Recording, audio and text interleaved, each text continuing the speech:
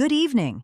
And tonight we're taking a closer look at a developing royal narrative that has been gaining attention among palace watchers, historians, and commentators alike. In recent months, the public schedule of Catherine, Princess of Wales, has noticeably expanded. More visits, more keynote speeches, more patronages, and significantly, more leadership-style engagements rather than supporting appearances. Some commentators have rushed to describe this as a power shift inside the British monarchy. But is that really what we are witnessing? Or is something quieter and more traditional unfolding behind palace doors? Tonight, we break down the reality. The changing royal calendar. If you compare royal court circulars from just 5 years ago to today, the difference becomes clear. Where once Catherine often accompanied her husband, she is now increasingly leading engagements alone, opening projects, launching initiatives, and chairing discussions. This is particularly visible in areas she has consistently championed: early childhood development, mental health awareness, family support systems, community resilience programs. Her early years initiative has grown from a campaign into what resembles a long-term institutional platform, complete with research partnerships and policy-level conversations. This is not typical short-term royal advocacy. It's structural influence. And historically, that kind of influence usually appears only when a senior royal is being prepared for a future central role. At the same time, Camilla, Queen Consort, has not stepped back from her own causes. She remains highly active in literacy promotion, domestic violence awareness, support for survivors, reading initiatives. Her calendar is still full, but focused. This matters because royal roles are rarely duplicated. They are distributed. The monarchy works almost like a portfolio system. Each senior member develops expertise in specific social issues, allowing the institution to cover wide national concerns without overlap. So what looks like replacement may actually be specialization.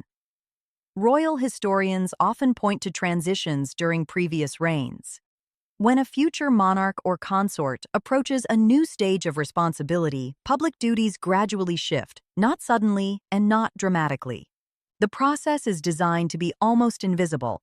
Preparation without announcement. The goal is continuity. The public should feel stability, not change.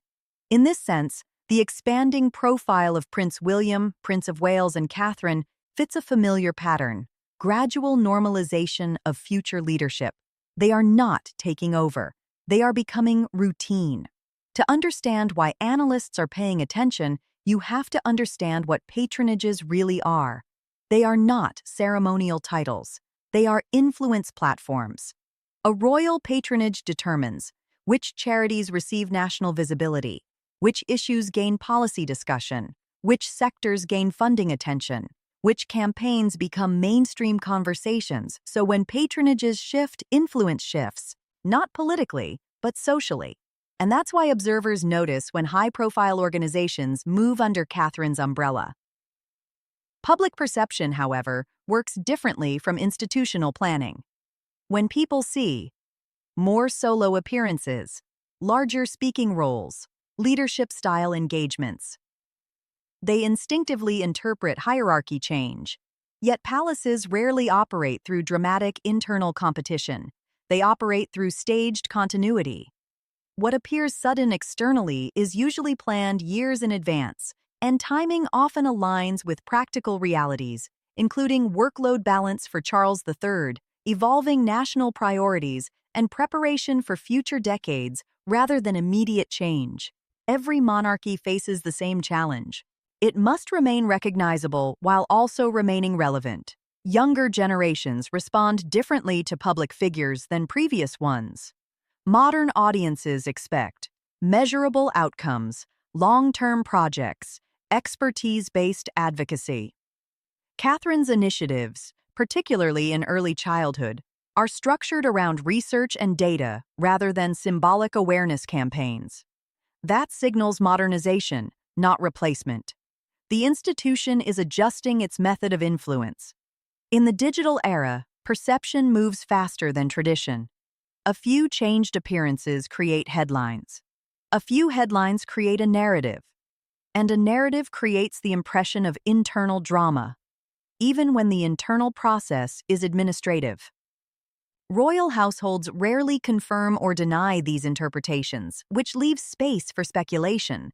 But historians emphasize transitions inside monarchies are designed to feel natural, almost unnoticeable.